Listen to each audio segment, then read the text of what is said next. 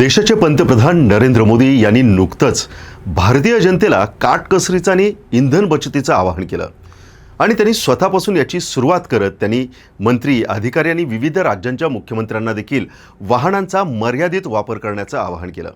त्यानंतर काही राज्यांमध्ये प्रतिकात्मक पद्धतीनं दुचाकी, सायकल किंवा सार्वजनिक वाहतुकीचा वापर करत संदेश देण्याचा प्रयत्न सुरू झाला। मुख्यमंत्री फडणवीस यांनी तर चक्क बुलेटवरून प्रवास केलेल्या बातम्या काल दिवसभर सोशल मीडियावरती चांगल्या चर्चेत राहिल्या।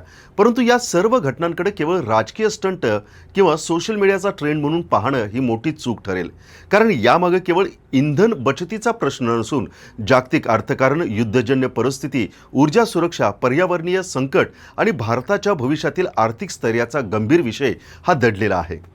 भारत हा जगातील 3ऱ्या क्रमांकाचा सर्वात मोठा तेल वापरकर्ता आणि आयातदार देश आहे।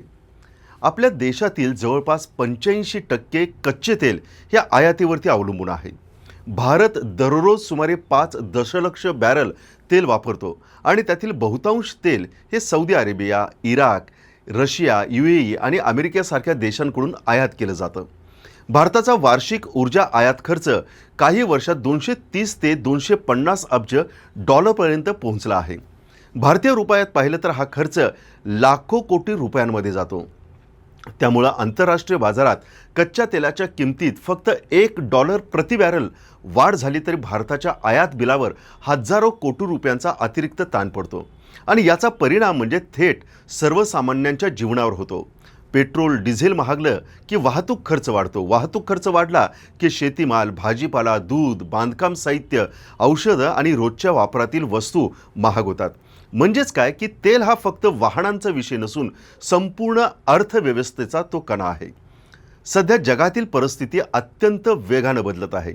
2022 मध्ये सुरू झालेलं रशिया-युक्रेन युद्ध अजून देखील जागतिक बाजारपेठेला हादरे देत आहेत। युद्धामुळे युरोपियन देशांनी रशियन तेलावरील निर्बंध वाढवले, परिणामी जागतिक पुरवठा साखळी ही विस्कळीत झाली। त्याचवेळी मध्य पूर्वेमध्ये इस्रायल-हमास संघर्ष, रेड सी परिसरातील हल्ले आणि इराण-अमेरिका यांच्या तणावामुळे तेल वाहतुकीवर मोठा परिणाम झाला। रेड सी अर्थात लाल समुद्र हा जगातील महत्त्वाचा व्यापार मार्ग मानला जातो। या मार्गातून दररोज लाखो बॅरल तेल जगभर पोहोचलं जातं। इथं निर्माण झालेला कोणताही तणाव थेट तेलाच्या किमतीवरती परिणाम करतो।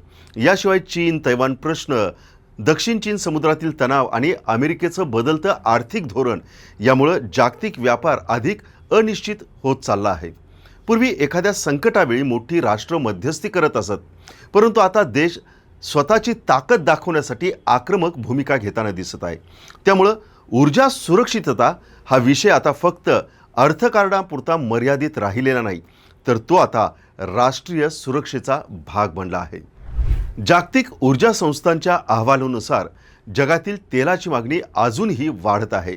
विशेषतः भारत आणि चीनसारख्या विकसनशील देशांमध्ये वाहनांची संख्या झपाट्यानं वाढत असल्यानं इंधन यावर प्रचंड वाढतं आहे।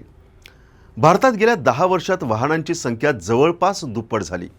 केंद्रीय परिवहन मंत्रालयाच्या आकडेवारीनुसार देशात नोंदणीकृत वाहनांची संख्या 38 कोटींच्या पुढे गेली आहे। शहरांमध्ये वाढलेल्या वाहनांमुळे वाहतूक कोंडी, इंधन वाया जाणं आणि वायू प्रदूषण ही गंभीर समस्या बनली आहे।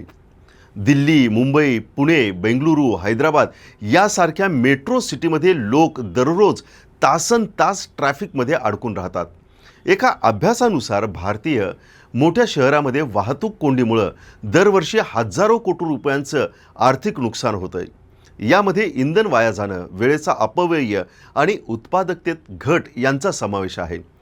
पर्यावरणीय दृष्टिकोनातून पाहिलं तर भारत जगातील सर्वाधिक प्रदूषणग्रस्त देशांपैकी एक बनत चालला आहे। वाहनांमधून होणारं कार्बन उत्सर्जन हे हवामान बदलाचं प्रमुख कारण मानलं जातं। जागतिक तापमानवाढ, अनियमित पाऊस, उष्णतेच्या लाटा, पूर आणि दुष्काळ यामागं वाढतं कार्बन उत्सर्जन मोठ्या प्रमाणात जबाबदार असल्याचं वैज्ञानिक सांगतात। भारतात दरवर्षी लाखो लोक वायू प्रदूषणामुळे होणाऱ्या आजारांना बळी पडतात। परंतु कोरोनाच्या लॉकडाऊन काळामध्ये संपूर्ण जगानं एक वेगळं चित्र मात्र पाहिलं होतं। रस्त्यांवरील वाहनं थांबलीत, कारखाने बंद होतेत आणि काही आठवड्यातच हवा स्वच्छ होऊ लागली। पंजाबमधून तर हिमालय स्पष्ट दिसल्याच्या बातम्या समोर आल्या। गंगेच्या पाण्याची गुणवत्ता सुधारल्याचा अहवाल समोर आला। त्यामुळे हे स्पष्ट झालं की मानवी सवयींमध्ये बदल झाला तर पर्यावरणात सकारात्मक बदल घडू शकतो। म्हणूनच सध्याच्या परिस्थितीकडे फक्त संकट म्हणून न पाहता एक संधी म्हणून पाहणं आवश्यक आहे। जर भारतानं पुढील 10 वर्षात सार्वजनिक वाहतूक, सायकलिंग, इलेक्ट्रिक वाहनं, सौर ऊर्जा आणि स्थानिक अर्थव्यवस्था यावर मोठ्या प्रमाणात भर दिला तर त्याचे दूरगामी परिणाम आणि त्याचे फायदे होऊ शकतात। जसं की इंधन आयात खर्चात मोठी बचत होऊ शकते, रुपयावरचा दबाव हा कमी होईल, वायू प्रदूषण कमी होईल, लोकांचं आरोग्य सुधारेल, वाहतूक कोंडी कमी होईल, देशांतर्गत उत्पादन आणि रोजगार वाढेल, पर्यावरणीय संतुलन राखण्यास मदत होईल, राष्ट्रीय बचत वाढेल। सध्या युरोपमधील काही देशांनी सायकल संस्कृतीला प्रोत्साहन दिले। नेदरलँडमध्ये जवळपास दिवसभरामध्ये 27% लोक हे सायकलवरून प्रवास करतात। डेन्मार्कमध्ये कोपनहेगन शहरात सायकलसाठी तर स्वतंत्र रस्ते आहेत। जपानमध्ये सार्वजनिक वाहतूक इतकी मजबूत आहे की खाजगी वाहनांवरील अवलंबित्व कमी आहे।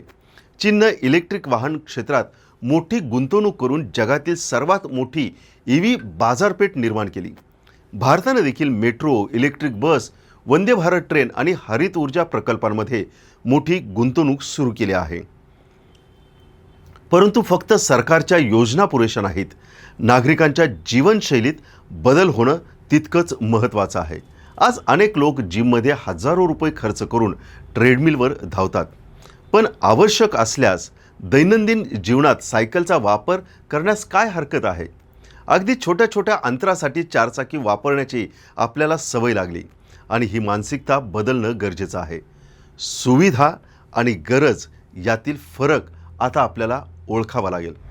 भारतीय जनता पार्टी, काँग्रेस किंवा इतर पक्षांचे वाद हे कायमच राहतील, परंतु ऊर्जा संकट, हवामान बदल आणि जागतिक आर्थिक स्पर्धा या पक्षीय चौकटीत बसणाऱ्या गोष्टी नाहीत। येणाऱ्या काळात ज्या देशांकडे ऊर्जा साठे, पर्यायी ऊर्जा, मजबूत सार्वजनिक वाहतूक आणि शिस्तबद्ध नागरिक असतील तेच देश आर्थिकदृष्ट्या अधिक सक्षम राहतील। चीनमध्ये एक म्हण आहे की प्रत्येक संकटामध्ये एक संधी लपलेली असते। भारतानं म्हणजेच आपण भारतीयानं जर या परिस्थितीतून योग्य धडा घेतला तर आजची काटकसर उद्याच्या आर्थिक सामर्थ्याची पायाभरणी ठरू शकते। कारण इतिहास नेहमीच असं सांगत आलेला आहे की ज्या राष्ट्रांनी संकटाच्या काळात शिस्त, बचत आणि दूरदृष्टी स्वीकारली तीच राष्ट्र पुढे महासत्ता बनली।